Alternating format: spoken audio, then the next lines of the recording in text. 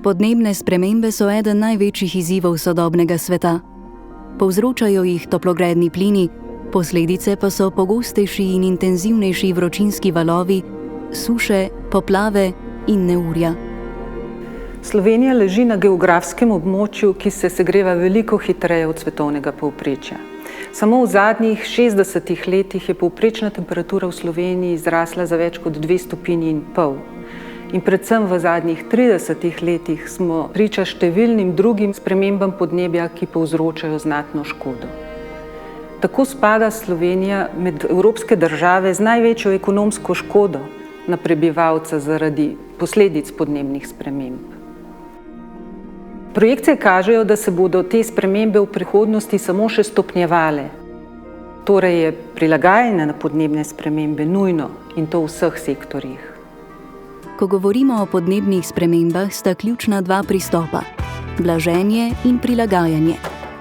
Blaženje pomeni zmanjševanje izpustov toplogrednih plinov.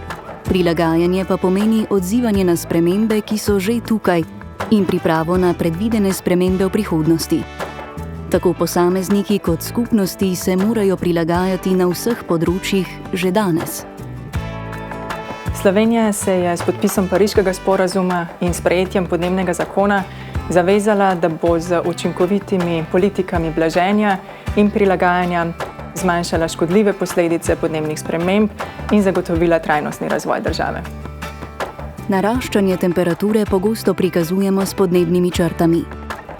Barva črte ponazarja povprečno temperaturo posameznega leta v primerjavi z dolgoletnim povprečjem. Modre črte označujejo hladnejša leta, rdeče črte označujejo toplejša leta.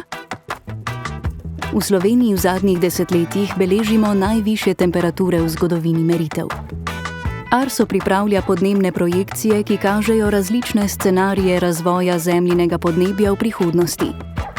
Kakšna bo ta prihodnost, pa je odvisno od naših odločitev danes. Samo en planet, sonce nam življenje greje.